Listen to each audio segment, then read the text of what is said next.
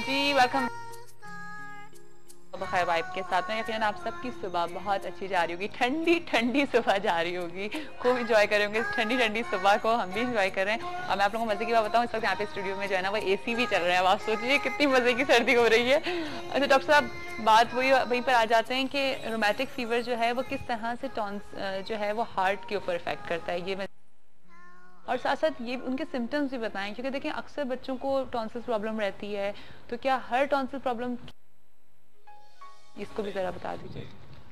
देखिए बहुत ही अब खूबसूरत सवाल आ गए। एक आपने किया था, एक अभी मोहम्मद अली साहब ने भी किया था और अशोक साहब के सवाल थे। मुजमई तौर पे मैं एक टोटल छोटा सा डिस्कशन बता दूं कि रोमैटिक फीवर जो शुरू होता है, साइन एंड सिम्टम जिसे हम कहते हैं, ये इसमें एक स्टडीज हुई थी, तो वो कलेक्टिवली हम उनको जॉन्स क्राइटेरिया कहते हैं। अच्छा। जॉन्स क्राइटेरिया होता है, वो मेजर और माइनर, उनमें चंद चीजें इंक्लूड होती हैं। जैसे फीवर हो गया, यानी गले में दर्द हुआ, sore throat, fever, joints pen होगा और दिल के हिसाब से पैल्पिटेशन होती है। तो ये 3-4 चीजें मिल जाती हैं। इसके अलावा जब हम इन्वेस्टिगेशन करते हैं तो ब्लड में कुछ चेंजिंग आ जाती है, ल्यूकोसाइटोसिस हो जाता है, एक एस और टाइटर होता है कि डीएनए एस कहलाती हैं चीजें, ये स्पेशल टेस्ट कहलाते हैं और बिल्कुल सिंपली हर डॉक्टर जानता है इनके लिए। ये जब हम टेस्ट कर लेते हैं तो डायग्नोसिस बिल्कुल 100% हो जाती है। अच्छा। ये चीजें होगी क्लिनिकली। यानी आप ये समझ लें कि जब भी कोई गले की बीमारी के साथ रिपीटेड कंडीशन में आएगा फीवर के साथ, उसको दिल की धड़कन तेज हो रही है, उसके ज्वाइंट्स पेन हो रहे हैं, तो आप सबसे पहले रोमैटिक फीवर को नजर में लाएं। अच्छा। ठीक है, उसके पहले 2 टेस्ट है मैंने बताया, एसो टाइटर और ये करा लें, ये डायग्नोज होगी। एक बात।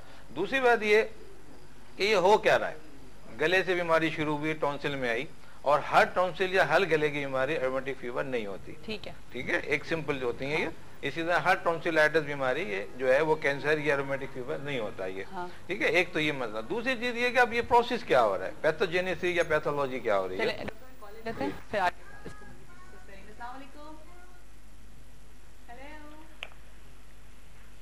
हेलो,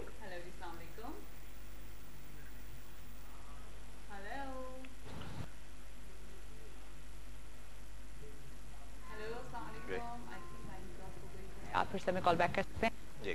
हाँ, हर टॉन्सिल्स की बीमारी, जिसको टॉन्सिल होता है वो रोमैटिक फीवर होता है? रोमैटिक फीवर नहीं होता, बल्कि मोस्टली नहीं होता। ठीक है। और हमारे यहाँ यूँ समझे कि रोमैटिक फीवर की 20% जो है प्रीवेलेंस है, तो लिहाजा 80% दूसरी बीमारियाँ होती हैं ये।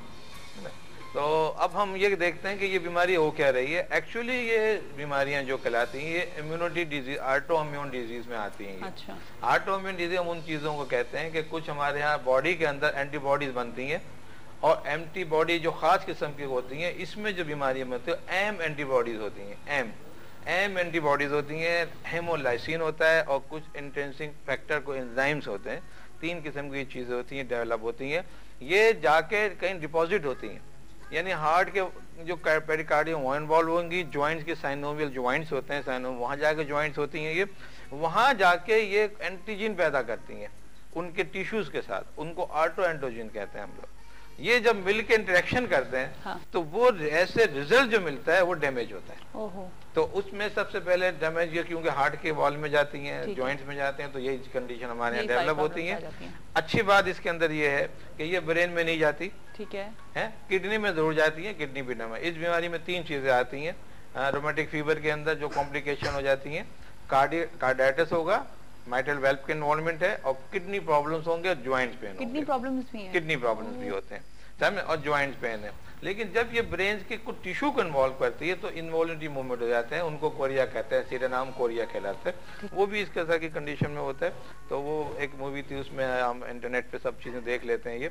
तो ये कलेक्टिवली मिलके एक रोमैटिक फीवर कहलाता है। जी हाँ, और कॉनिक में फिर वो चीजें आ जाती हैं। सारी टॉन्सिल्स की बीमारियां जो होती हैं वो रोमैटिक फीवर नहीं होती, लेकिन अगर किसी को रोमैटिक फीवर है, डॉक्टर बता रहे हैं, तो उसको फौरन ट्रीटमेंट करवा लें, वरना ये आगे बढ़ सकता है। कॉलर हैं, कॉलर से बात करते हैं। अस्सलाम वालेकुम। वालेकुम सलाम, कैसी हैं जिया? मैं बिल्कुल ठीक ठाक हूँ, सुबह बखैर। कौन बात कर रही हैं? मैं उस्मा अदनान बात कर रही हूँ। उस्मा अदनान बात करिए। जी उस्मा, कैसी हैं आप? ठीक ठाक हैं? जी बस बहुत ज्यादा, आज तो ठंड है, कल भी ठंड थी। अच्छा। और जो है आप माशाल्लाह से बहुत ही अच्छी लग रही हैं। थैंक यू सो मच उस्मा, क्या कहना चाहेंगी? बस मुझे डॉक्टर साहब से बात करनी थी अपनी बहन के हवाले से। जरूर बात करिए। अस्सलाम वालेकुम डॉक्टर साहब। जी जी वालेकुम सलाम। जी जी डॉक्टर साहब कैसे हैं आप? माशाल्लाह हमारी रेगुलर कॉलर है। रेगुलर कॉलर प्रोग्राम में आती माशाल्लाह। जी डॉक्टर साहब मुझे जरा ये पूछना था कि मेरी छोटी बहन है, वो 8 साल की है, उसको जो है वो टॉन्सिल्स की बताए हैं डॉक्टर ने कि उनको टॉन्सिल्स हैं।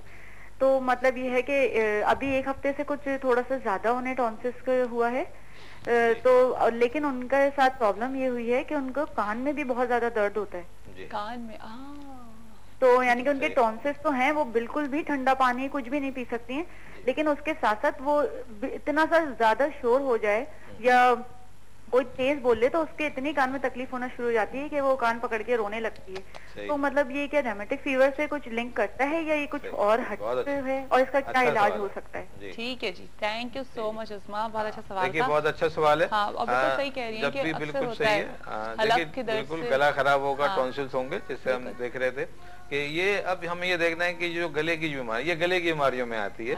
और गले की बीमारियां जो टॉन्सिल अगर बोथ साइड के हैं तो दोनों साइडों में कान में दर्द हो सकता है। अगर वन साइड है तो उससे रिलेटेड कान में दर्द होगा। तो ये टॉन्सिलाइटिस ओटाइटिस मीडिया करता है, ये इसकी कॉम्प्लिकेशन है। टॉन्सिलाइटिस की कॉम्प्लिकेशन है। ठीक है, इससे रूमेटिक फीवर का तो कोई इसका कोई ताल्लुक नहीं है। लेकिन बाज़ औक़ात ये जरासीम एक ही होते हैं, बीटा रिसेप्टर हेमोलिटिक का जरासीम होता है, वो होता है इन्वॉल्वमेंट इसमें, लेकिन वो डेप्थ में नहीं जाता। ठीक है, चलिए जिससे रूमेटिक फीवर का कोई ताल्लुक नहीं है। अगर उनको टॉन्सिल्स है, क्योंकि वही वाली बात डॉक्टर साहब ने आप लोगों को बताई थी कि हर टॉन्सिल की बीमारी जो होती है वो रूमेटिक फीवर नहीं होता है उससे, टॉन्सिल्स की बीमारी से। अच्छा, अब आप मुझे बताइए रेहाना कि निशा को जब रूमेटिक फीवर हुआ, डायग्नोस हो गया, तो फिर किस तरह से इसके अंदर रिकवरी आना शुरू हुई और उस वक्त क्या स्टेज थी इनकी जिससे आप डॉक्टर के पास लेके गई थी? जब हम इनको लेकर गए थे डॉक्टर आबिद के पास, जब हमें पता चला कि इनको दिखाया जाए, बहुत अच्छा देखते हैं, तो जब हम इनको लेकर गए तो उस वक्त तो इसको चलने में इतनी प्रॉब्लम होती थी कि ये खड़ी भी नहीं हो सकती थी। और फिर उसके बाद ये कि डॉक्टर साहब ने बहुत अच्छा देखा और बहुत डिटेल में देखते हैं और बच्चों के साथ बिल्कुल ऐसे मतलब ट्रीट करते हैं बिल्कुल कि बच्चे बहुत खुश होते हैं।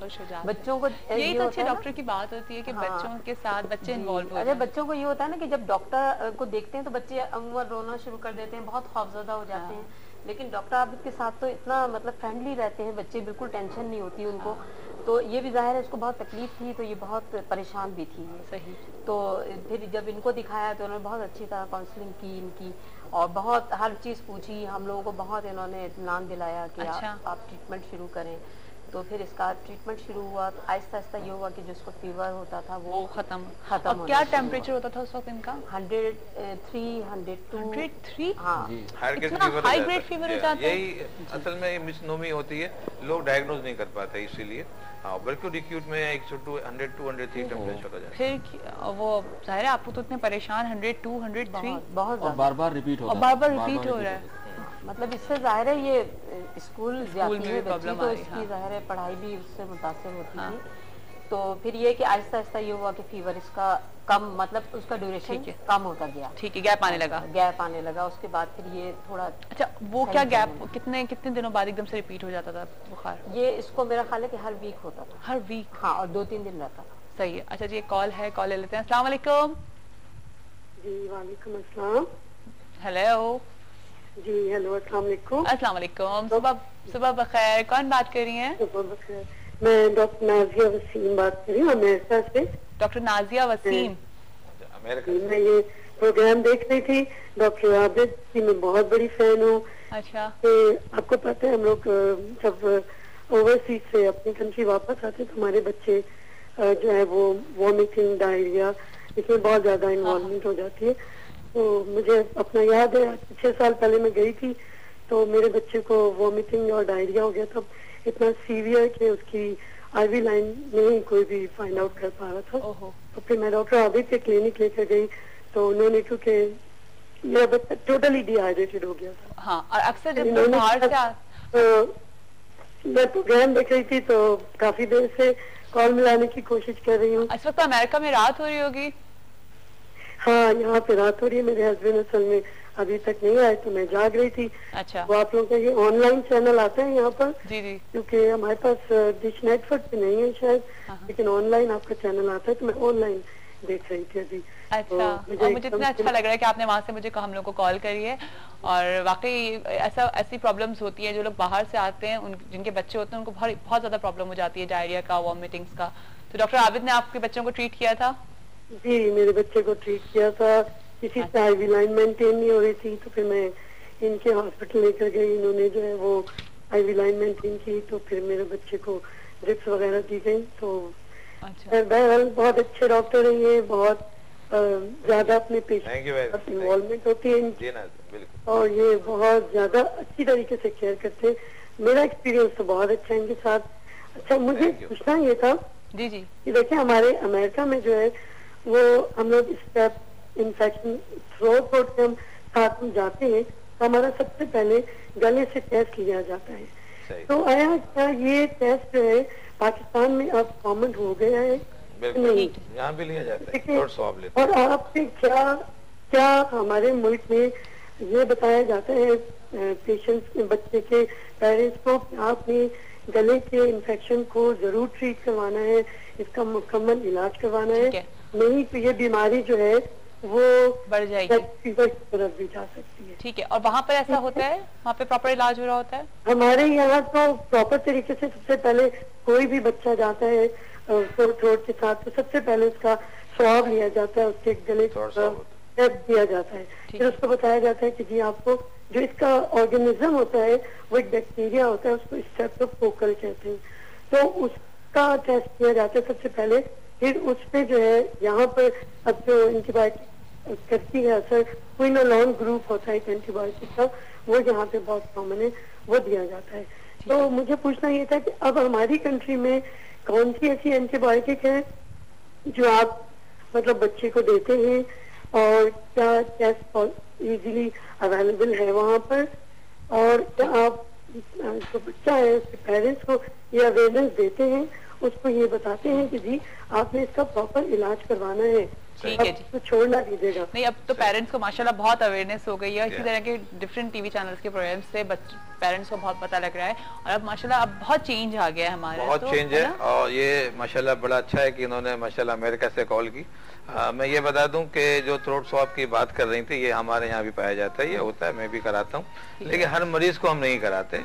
इसकी वजह ये होती है कि ये कॉस्टली होता है और थोड़ा टाइम लेता है, ये लेता टाइम। अच्छा डॉक्टर साहब, एक बार हमें ब्रेक पे जाना है, हम ब्रेक पे जाते हैं, ब्रेक के बाद वापस आएंगे तो यहीं से कंटिन्यू करेंगे। हमारे साथ ही रहिएगा, सुबह बखैर वाइफ के साथ में छोटी सी ब्रेक पे जा रहे हैं वाइफ के साथ में, और साथ हम बात कर रहे हैं डॉक्टर आबिद हसन मिर्जा साहब से। बहुत कम टाइम रह गया है, और सब वही वाली बात करूंगी कि रोमैटिक फीवर जो होता है वो अभी जैसे सब बात कर रहे थे, तो जल्दी से उसको रिकैप करते हैं कि क्यों इतना डेंजरस होता है रोमैटिक फीवर। आप बकौल आप कि वो डेंजरस नहीं भी है भी और नहीं भी है। सही, देखिए हम बिल्कुल हम इसको कंटिन्यू करते हैं रिप्लाई में अशोक साहब की और अली साहब की, और उससे पहले आपने भी पूछा था कि ये रीजन इनके मैंने बताया था कि कुछ एंटीजीन एंटीबॉडीज होते हैं, ये ऑटोइम्यून डिजीज में ये आ जाती हैं चीजें, लेकिन जरासीम अगर हम हवाले से देखते हैं तो बीटा हीमोलिटिकस स्ट्रेप्टोकोकल इन्फेक्शंस कहलाते हैं। ये ग्रुप ऑफ इन्फेक्शंस होते हैं, ये ग्रुप ऑफ इन्फेक्शन होते हैं, इनके ABCD-G तक जाती हैं ग्रुप, लेकिन ग्रुप ए जो है वो मेन प्रीडोमिनेंट फैक्टर है। इसका जो है ये हमारे मुल्क में पाया जाता है, जैसे उन्होंने बताया था शाजियाना जो अमेरिकन से थी, नाजिया से आया था, तो वो भी वहाँ भी हर जगह पाया जाता है। ये जरासीम जो होता है गले को खराब करता है, सीने को खराब करता है और नमूनिया कर देता है, स्ट्रेप्टोकोकल नमूनियाज भी होते हैं, लेकिन रोमैटिक एक अलग प्रॉब्लम बनाता है। ये इसका ट्रीटमेंट थोड़ा सा आम चीजों से मुख्तलिफ है, आम बीमारियों से। मेन ड्रग ऑफ चॉइस जो है वो पेनिसिलिन होता है, ठीक है, पेनिसिलिन इसमें ड्रग ऑफ चॉइस है, पेनिसिलिन और बीमारी में भी होता है। यही पेनिसिलिन अमेरिका में भी इस्तेमाल होती है, यही पेनिसिलिन हमारे यहाँ भी होती है। पिछले दिनों मैंने बताया कि हमारी दोस्त डॉक्टर कंवल आई थी, न्यूयॉर्क हॉस्पिटल में होती है वो, मैंने उनसे पूछा था, उन्होंने बताया कि ये पेनिसिलिन या पेनिडियो जो हम लॉन्ग एक्टिंग होती हैं ये वहाँ इस्तेमाल होती हैं, ऑगमेंटिन है वो यहाँ होती हैं, वहाँ भी होती हैं, यहाँ भी होती हैं, तो ड्रग ज्यादा वेरीज नहीं है। इसकी वजह ये होती है कि ड्रग इंटरनेशनली बनते हैं और वही ब्रांड होते हैं, वही जो होते हैं वो एक्सपेंड कर जाते हैं। सही, ठीक है जी। बीमारी के हवाले से मैं मुख्तसर ये बस वाइंड अप कर दूं कि ये बीमारी कोई इतनी जो है डेंजरस नहीं है अगर एक्यूट में हो। डायग्नोस करना अर्ली डायग्नोसिस इसकी बहुत जरूरी है, लेकिन जो क्रॉनिक हो जाती है उनको रैपिडली उनको कार्डियोलॉजिस्ट की इसमें डॉक्टर्स की होती है। एक तो आपका जो है चाइल्ड स्पेशलिस्ट होगा, एक कार्डियोलॉजिस्ट होता है इसके अंदर, और एक नेफ्रोलॉजिस्ट भी कंसर्न करना पड़ जाता है हमें। जी हाँ, लेकिन मेन जब प्रॉब्लम हार्ट की बनती है तो कार्डियोलॉजिस्ट डील करता है। जी हाँ, तो ये चाहिए हमें कि हम उसको रैपिडली और इमीडिएटली उनसे